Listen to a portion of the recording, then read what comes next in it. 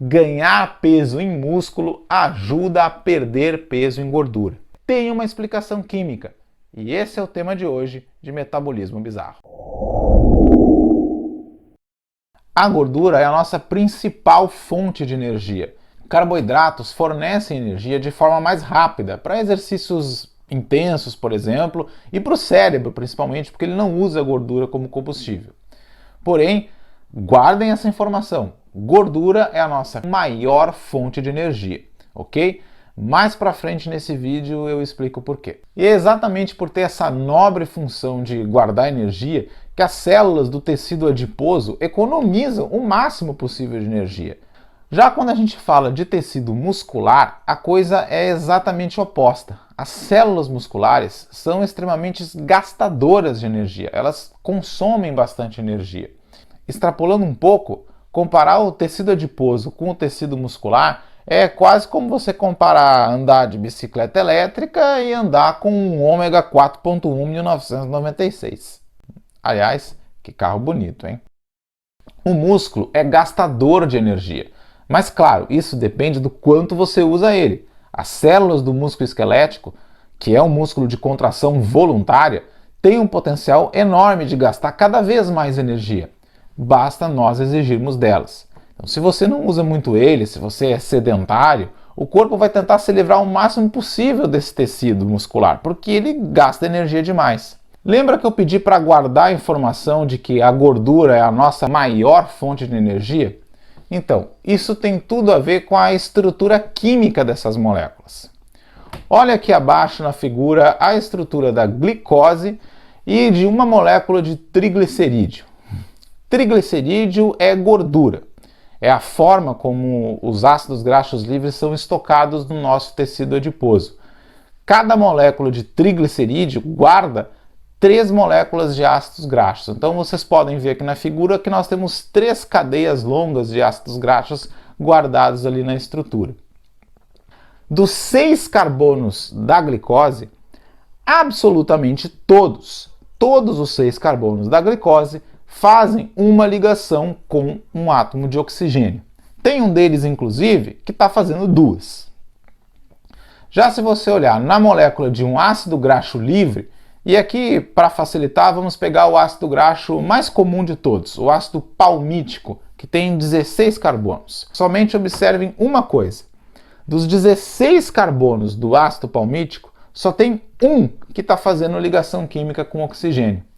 O restante dessa cadeia aí, que a gente chama em química de cadeia graxa, são praticamente carbonos ligados a carbonos e hidrogênios. E agora, para tornar isso mais simples de entender, vamos olhar para a fórmula molecular, que é aquela que resume o número de cada elemento que tem na substância. A glicose, por exemplo, tem 6 carbonos e 6 oxigênios, ou seja, um oxigênio para cada carbono. Agora, olha só o número de carbonos e o número de oxigênios na fórmula do ácido palmítico. São 16 carbonos e somente 2 oxigênios. Ou seja, é um oxigênio para cada 8 carbonos. E isso, pessoal, isso já é uma amostra de como que a gordura é uma excelente fonte de energia, porque dá para oxidar muito mais do que carboidratos. Para a gente tentar entender um pouco melhor como funciona esse processo, vamos olhar para a respiração celular. Aqui está a equação da respiração. Glicose mais oxigênio, dando CO2, que é o gás carbônico, aquele que a gente exala, e água. É importante destacar aqui o seguinte: essa não é uma reação química que ocorre nas nossas células. Essa é uma equação global, é um resumo de todas as reações que ocorrem nas nossas células. Isso porque a glicose não reage diretamente com o oxigênio para produzir CO2. Essa reação, que seria uma reação de combustão da glicose, ela até pode ocorrer se a gente pegar a glicose ali, botar num frasquinho, né, a glicose pura, e queimar com um fósforo, por exemplo. Seria uma combustão.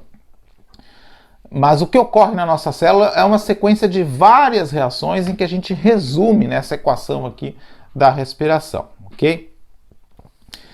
Essa reação produz energia, por isso que a gente coloca energia ali na parte dos produtos, né, no lado direito dessa reação.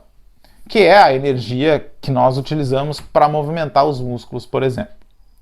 Quanto mais oxigênio, pessoal, quanto mais oxigênio você respira, mais energia você é capaz de produzir, porque a energia que nós produzimos está totalmente associada com a respiração celular. Nós respiramos para produzir energia. E observe que para oxidar apenas uma molécula de glicose, eu preciso de apenas 6 moléculas de oxigênio. Já para oxidar uma molécula de ácido palmítico, que é o ácido graxo, eu preciso de 23 moléculas de oxigênio. Agora imagina um triglicerídeo, que cabe 3 moléculas de ácido graxo. Se eu pegar uma molécula de um triglicerídeo que tenha só ácido palmítico, seriam 69 moléculas de oxigênio. E ainda tem ácidos graxos com cadeias maiores, como por exemplo o ácido oleico, que tem 18 carbonos e é um dos mais comuns. Mas, gente, são 11 vezes mais oxigênios são necessários para queimar uma molécula de triglicerídeo, de gordura, do que uma molécula de glicose. E é por isso que gordura fornece muito mais energia do que glicose. Mas também é por isso que a queima de gordura para produzir energia é um processo bem mais lento e bem mais demorado. Isso tudo deixa claro, quimicamente, que carboidratos fornecem menos energia por quantidade de carbono quando comparado a gorduras. E o processo a capacidade de armazenar gordura como energia foi um processo muito importante na evolução dos mamíferos.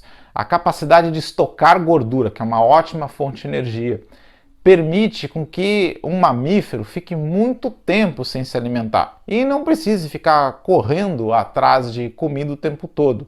O músculo, quando estimulado com frequência através de esforço físico, tende a aumentar a quantidade de tecido muscular justamente para aguentar cada vez mais força. Afinal de contas, se você está treinando é porque você quer ficar cada vez mais forte, ou seja, levantar mais peso, correr ou pedalar mais rápido, coisa do tipo. Para aumentar a quantidade de tecido muscular, o músculo precisa sintetizar mais proteínas, porque a fibra muscular é feita de proteína. Eu já gravei um vídeo sobre como funciona o músculo e vou deixar o link aqui na descrição. O processo de biossíntese de proteínas custa muita, mas muita energia.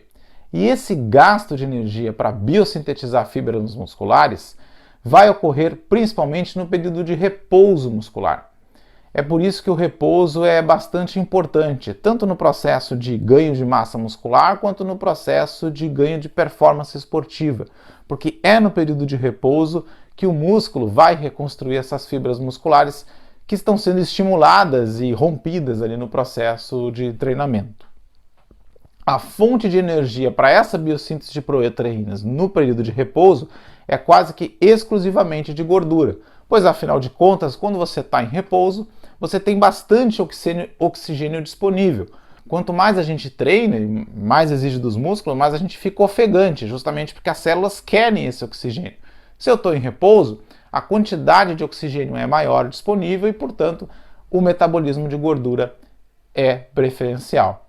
Mas é bastante importante deixar claro, o músculo só vai fazer isso se ele for exigido. Se você está sedentário, você não vai estimular o trabalho muscular. Então o músculo não vai gastar essa gordura que está ali armazenada no repouso para ficar biosintetizando as proteínas, porque ele não vê necessidade nenhuma. As células, o corpo não vê necessidade de sintetizar mais músculo se você não está usando. Muito pelo contrário, ele vai preferir guardar essa energia para um eventual período de escassez de alimento e se livrar do tecido muscular, porque ele gasta bastante energia, deixar o mínimo possível. Por hoje era isso. Se você gostou desse conteúdo de divulgação científica, não deixe de dar o seu curtir aqui no vídeo, de compartilhar esse vídeo com colegas e amigos que vocês saibam que possam ter interesse nesse tipo de conteúdo. Muito obrigado e até o próximo Metabolismo Bizarro.